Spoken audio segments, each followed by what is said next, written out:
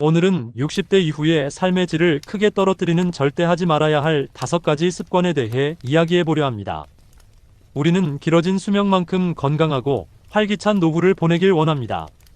하지만 많은 사람들이 알게 모르게 자신의 행복과 건강을 갉아먹는 습관들을 가지고 있습니다.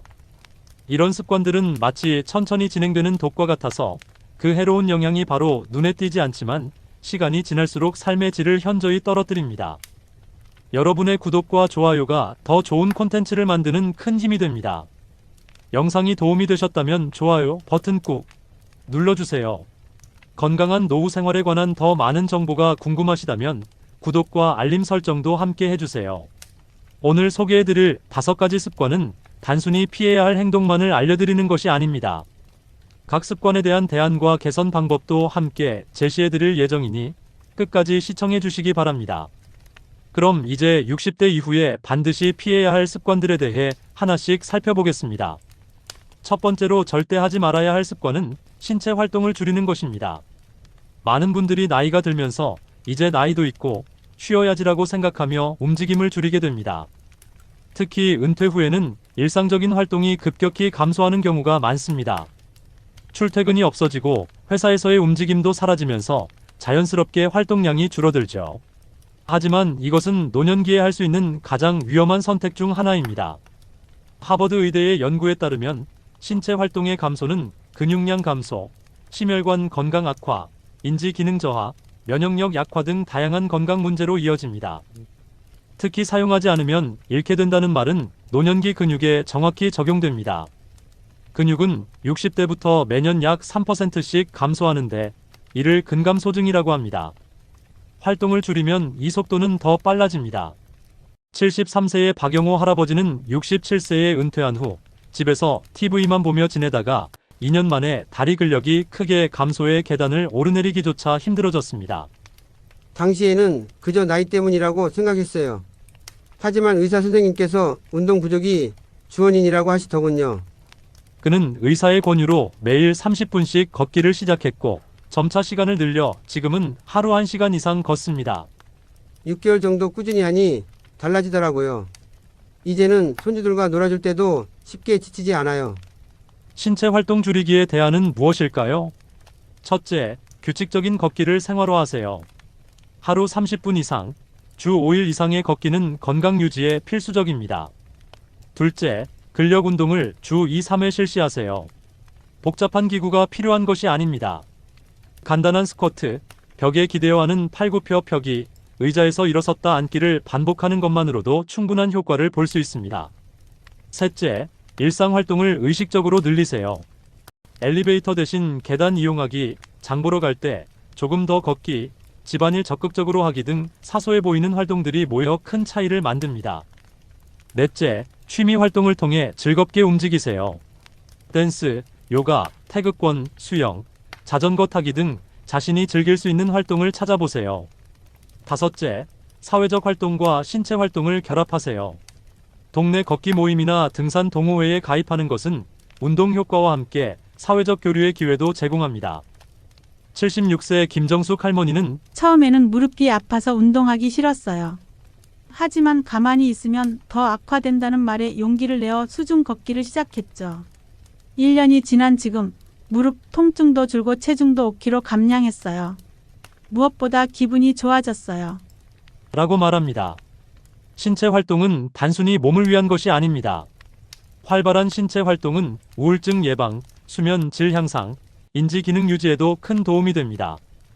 결국 독립적인 생활을 오래 유지할 수 있게 해주는 가장 중요한 열쇠입니다. 두 번째로 절대 하지 말아야 할 습관은 사회적 고립을 자연스럽게 받아들이는 것입니다. 은퇴, 자녀의 독립, 배우자나 친구의 상실 등으로 인해 60대 이후에는 사회적 관계가 자연스럽게 줄어들게 됩니다. 많은 노인들이 이러한 고립을 나이 들매 불가피한 부분으로 받아들이고 적극적으로 대처하지 않습니다. 하지만 사회적 고립은 단순한 외로움 이상의 심각한 건강 문제를 야기합니다. 브리검 영 대학의 연구에 따르면 사회적 고립과 외로움은 흡연, 비만, 신체 활동 부족만큼이나 사망률을 높이는 위험 요소입니다. 외로움은 면역 체계를 약화시키고 염증 반응을 증가시키며 스트레스 호르몬 수치를 높입니다. 또한 인지 기능 저하 속도를 빠르게 하고 우울증과 불안 위험을 크게 증가시킵니다. 68세 이상철 씨는 은퇴 후 친구들과의 교류가 급격히 줄었습니다. 직장 동료들과는 자연스럽게 멀어지고 다른 친구들도 각자 바쁘다 보니 연락이 뜸해졌어요. 처음에는 이제 나이도 있으니 혼자 있는 게 편하지라고 생각했죠. 하지만 3년쯤 지나니 우울감이 심해지고 아침에 일어날 이유조차 없다고 느꼈어요. 그는 우연히 참여한 동네 봉사활동을 통해 새로운 인간관계를 형성하게 되었습니다. 처음에는 그저 시간 때우기였는데 이제는 제 삶의 중심이 되었어요. 매주 화요일과 목요일이 기다려지고 함께하는 사람들이 제 삶에 의미를 더해줍니다. 사회적 고립 받아들이기의 대안은 무엇일까요? 첫째, 정기적인 모임에 참여하세요. 종교활동, 동호회, 자원봉사, 평생교육 프로그램 등 관심사에 맞는 모임을 찾아보세요. 둘째, 가족관계를 강화하세요. 자녀나 손주와 정기적으로 연락하고 가능하다면 함께 시간을 보내세요. 디지털 기기 사용법을 배워 화상통화로 거리의 제약을 극복하는 것도 좋은 방법입니다. 셋째, 이웃과의 관계를 발전시키세요. 같은 아파트나 동네에 사는 또래와 정기적으로 만나는 것은 물리적, 심리적 안전망을 제공합니다. 넷째, 새로운 기술을 배워 온라인 커뮤니티에 참여해보세요. 스마트폰이나 컴퓨터 사용법을 배우면 다양한 온라인 교류 기회가 열립니다. 다섯째, 반려동물 키우기를 고려해보세요. 조건이 허락한다면 반려동물은 정서적 지지와 일상의 활력을 제공합니다. 71세 박순자 할머니는 코로나 이후 더 고립된 생활을 하다가 복지관에서 스마트폰 교육을 받게 되었어요. 이제는 카카오톡으로 옛 친구들과 대화하고 유튜브로 관심사를 공유하는 다양한 채널을 구독해요. 실제로 만나지 않아도 연결되어 있다는 느낌이 중요해요. 라고 말합니다. 사회적 관계는 단순히 외로움을 달래는 것 이상의 의미가 있습니다. 그것은 우리에게 소속감, 목적의식, 정서적 지지를 제공하며 인지 기능을 자극하고 적절한 행동 규범을 유지하게 합니다. 인간은 본질적으로 사회적 존재이며 이는 나이가 들어서도 변하지 않는 진실입니다.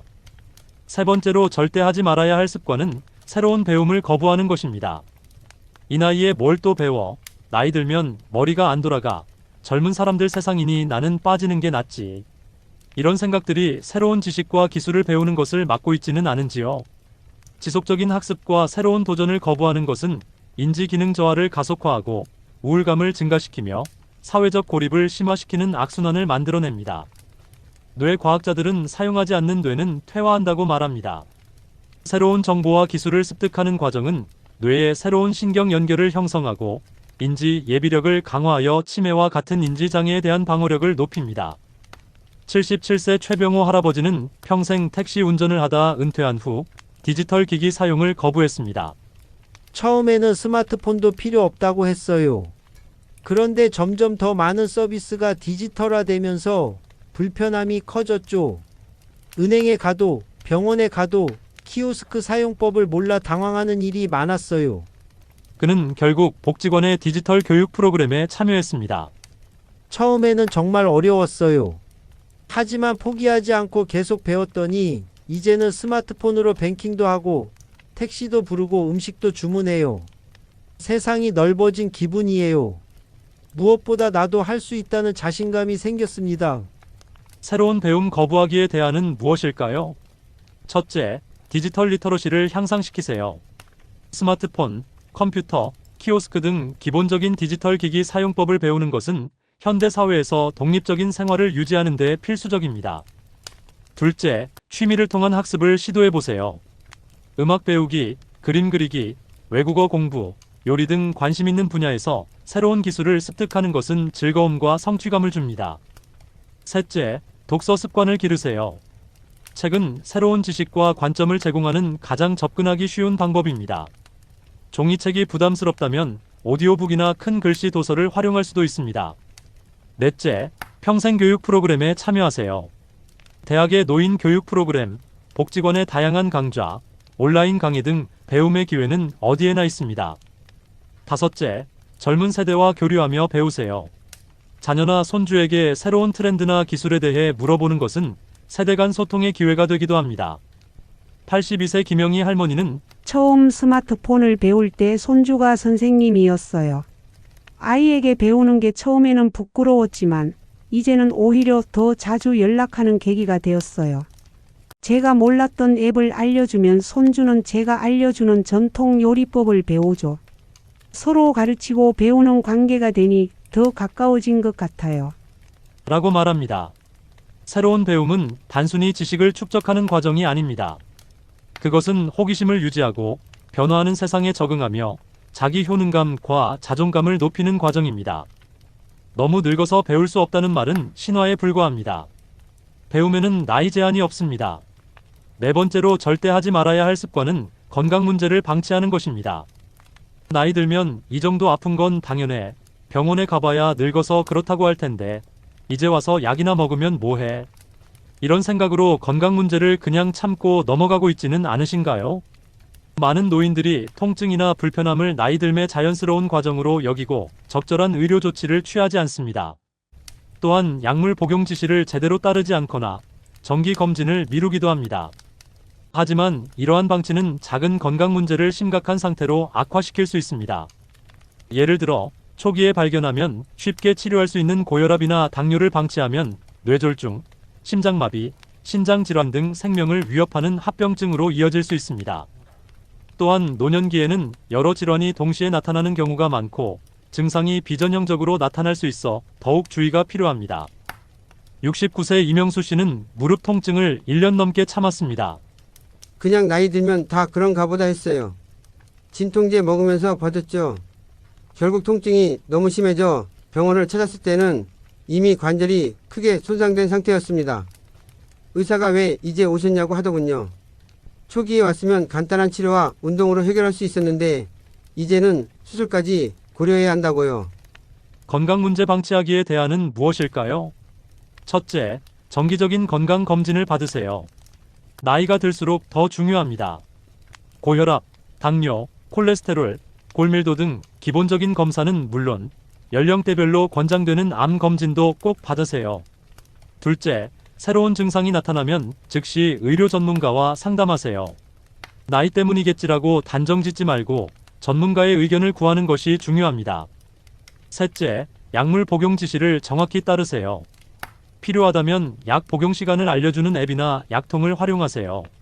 넷째, 건강 정보를 기록하고 관리하세요. 복용 중인 약물 목록, 알레르기 정보, 이전 수술 이력, 최근 검사 결과 등을 정리해두면 의료진의 정확한 진단과 치료에 도움이 됩니다. 다섯째, 예방적 건강관리에 투자하세요. 균형 잡힌 식단, 충분한 수분 섭취, 적절한 운동, 금연, 절주 등은 많은 질병을 예방할 수 있습니다. 73세 박정희 할머니는 매년 받는 건강검진을 통해 초기 대장암을 발견했어요. 증상도 없었는데 검사 결과로 알게 되었죠. 바로 치료를 시작해 지금은 완치 판정을 받았습니다. 그때 건강검진을 미뤘다면 어떻게 되었을지 생각하면 아찔해요. 라고 말합니다. 건강관리는 나이가 들수록 더 중요합니다. 건강한 상태를 유지하는 것은 단순히 수명을 연장하는 것이 아니라 삶의 질을 높이고 독립적인 생활을 오래 유지하는 데 필수적입니다. 나이 탓이라고 건강 문제를 방치하는 것은 가장 위험한 습관 중 하나입니다. 다섯 번째로 절대 하지 말아야 할 습관은 과거에 매달리는 것입니다. 옛날에는 좋았는데, 그때가 그립지. 요즘 세상은 이해할 수 없어. 이런 말을 자주 하고 계신가요? 많은 노인들이 변화를 받아들이지 못하고 과거의 방식, 관계, 지위, 건강 상태 등에 집착합니다. 물론 추억을 소중히 간직하는 것은 좋은 일이지만 과거에 너무 매달리면 현재의 삶을 즐기지 못하고 미래에 대한 희망도 잃게 됩니다. 과거 지향적 태도는 우울증, 불안, 분노, 좌절감 등의 부정적 감정을 증가시키고 새로운 관계 형성이나 환경 적응을 방해합니다. 또한 세대 간 갈등을 심화시켜 가족 관계에도 악영향을 미칠 수 있습니다. 75세 김민호 씨는 오랫동안 자신의 과거 성공에 집착했습니다. 회사에서 임원으로 일할 때는 모두가 나를 존경했어. 이제는 아무도 내 의견을 묻지 않아. 그는 가족 모임에서도 계속 과거 이야기만 반복해 자녀들이 점점 멀어졌습니다. 어느 날 손주가 할아버지는 항상 옛날 얘기만 해요 라고 말하는 걸 우연히 들었어요. 그때 제가 현재가 아닌 과거에만 살고 있다는 것을 깨달았습니다. 그는 심리 상담을 받으며 조금씩 변화했습니다. 처음에는 변화를 받아들이기 어려웠어요. 하지만 상담사가 과거의 영광은 보존하되 현재의 새로운 역할과 가치도 발견해야 한다고 조언해 주었죠. 과거에 매달리기에 대안은 무엇일까요? 첫째, 변화를 자연스러운 과정으로 받아들이세요. 모든 것은 변합니다. 사람도, 사회도, 기술도 계속 변화합니다. 이를 거부하기보다 적응하는 법을 배우는 것이 중요합니다. 둘째, 현재에 집중하는 마음 챙김을 연습하세요. 지금 이 순간의 감각, 감정, 생각에 주의를 기울이는 연습은 과거나 미래가 아닌 현재에 머무르는 데 도움이 됩니다. 셋째, 새로운 역할과 정체성을 발견하세요. 은퇴 후에도 자원봉사자, 멘토, 취미 동호회 회원, 평생 학습자 등 새로운 역할과 정체성을 통해 삶의 의미와 목적을 찾을 수 있습니다. 넷째, 젊은 세대와 소통하세요. 젊은이들의 관점을 이해하려고 노력하면 변화하는 세상에 대한 이해도 넓어집니다. 비판하기보다 배우려는 자세가 중요합니다. 다섯째, 감사일기를 써보세요. 매일 현재 삶에서 감사한 일들을 적어보면 과거가 아닌 현재의 긍정적인 측면에 더 집중할 수 있게 됩니다. 71세 정영숙 할머니는 처음에는 은퇴 후 사회적 지위를 잃은 것이 너무 서러웠어요. 하지만 도서관에서 아이들에게 책을 읽어주는 봉사를 시작하면서 새로운 보람을 찾았습니다. 지금은 오히려 과거의 직업보다 더 큰 행복을 느껴요. 아이들이 저를 이야기 할머니라고 부를 때면 가슴이 따뜻해져요. 라고 말합니다. 과거의 경험과 지혜는 소중합니다. 하지만 그것에 매달려 현재와 미래를 놓치지 마세요. 노년기는 끝이 아니라 새로운 시작이 될 수 있습니다. 지나간 것을 그리워하기보다 지금 이 순간의 가치를 발견하고 아직 경험하지 못한 새로운 기쁨을 찾아보세요. 오늘 살펴본 60대 이후 절대 하지 말아야 할 5가지 습관을 다시 한번 정리해 보겠습니다. 1. 신체 활동 줄이기. 2. 사회적 고립 받아들이기. 3. 새로운 배움 거부하기. 4. 건강 문제 방치하기. 5. 과거에 매달리기. 이 습관들은 모두 서로 연결되어 있습니다. 하나의 나쁜 습관이 다른 습관을 강화하는 악순환이 생길 수 있습니다. 예를 들어 신체 활동을 줄이면 건강 문제가 생기고 이로 인해 사회적 고립이 심화되며 새로운 도전을 꺼리게 되고 결국 과거만 그리워하게 되는 것이죠. 하지만 반대로 생각하면 하나의 긍정적인 변화가 다른 영역에도 선순환을 가져올 수 있습니다. 신체 활동을 늘리면 건강이 개선되고 이는 자신감으로 이어져 새로운 배움에 도전하게 되고 그 과정에서 새로운 사회적 관계가 형성되며 현재와 미래에 더 집중하게 되는 것입니다.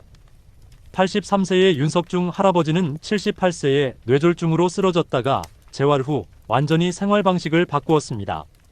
뇌졸중 이후 저는 제2의 인생을 선물 받았다고 생각해요. 매일 아침 공원에서 태극권을 배우고 주 3회는 수영장에 갑니다.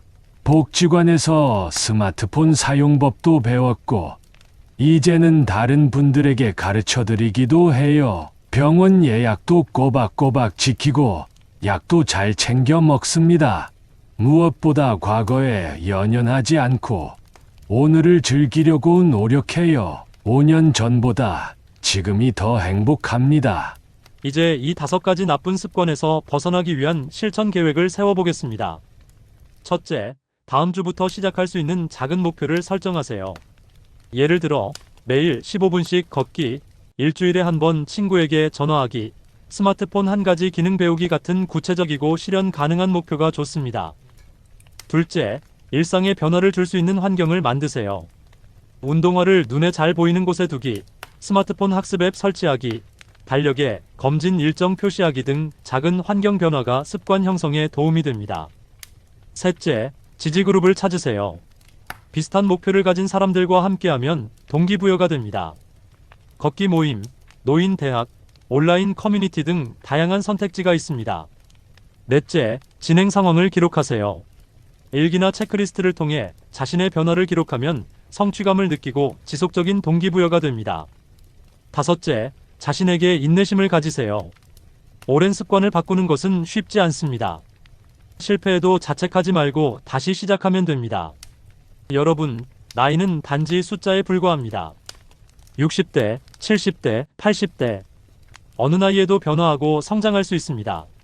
오늘 소개해드린 나쁜 습관들을 하나씩 바꿔나간다면 더 건강하고, 더 활기차고, 더 행복한 노년을 맞이할 수 있을 것입니다. 시청자 여러분들이 보내주신 질문들에 대해 답변해드리겠습니다. 나이가 들어 체력이 떨어지는데 어떤 운동부터 시작하는 것이 좋을까요? 걷기가 가장 좋은 시작점입니다. 특별한 장비나 기술 없이도 시작할 수 있고 강도 조절이 쉬우며 관절에 부담이 적습니다. 처음에는 5분에서 10분 정도에 시작해 점차 늘려나가세요. 수영과 수중 운동도 관절에 부담이 적어 좋은 선택입니다. 중요한 것은 의사와 상담 후 자신의 건강 상태에 맞는 운동을 선택하는 것입니다. 친구들이 많이 떠나고 새 친구를 사귀기 어려운데 어떻게 해야 할까요? 공통의 관심사를 중심으로 한 모임이 효과적입니다. 취미 동호회, 봉사활동, 종교 모임, 평생교육 프로그램 등에 참여해보세요. 또한 가까운 이웃과의 관계도 중요합니다. 간단한 인사부터 시작해 점차 관계를 발전시켜보세요. 디지털 기술을 활용해 온라인 커뮤니티에 참여하는 것도 좋은 방법입니다. 디지털 기기가 너무 어려워요. 어떻게 배워야 할까요? 노인 대상 디지털 교육 프로그램을 활용하세요.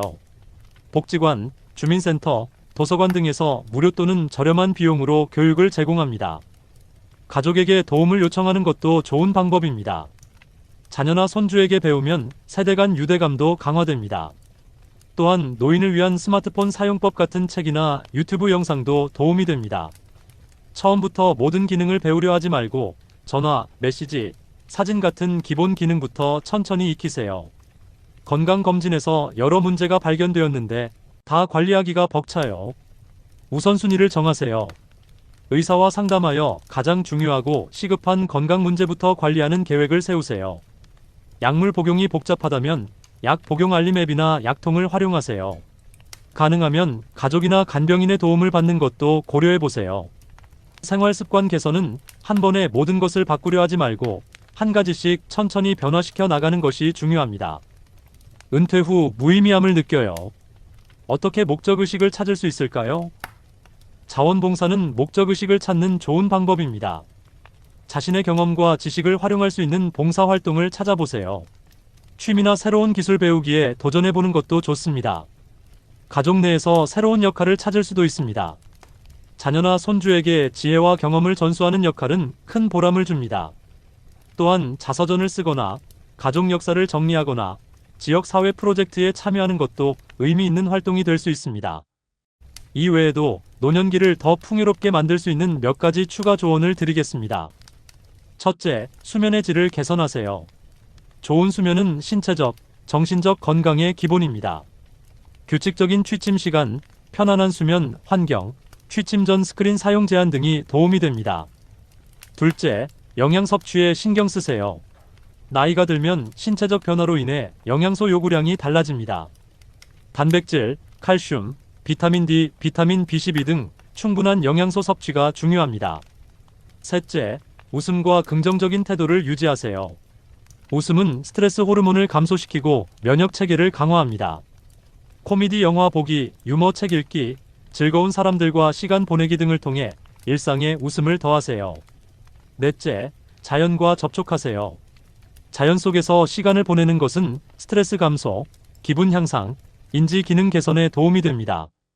정원 가꾸기, 공원 산책, 자연 관찰 등을 통해 자연과 연결되는 시간을 가지세요.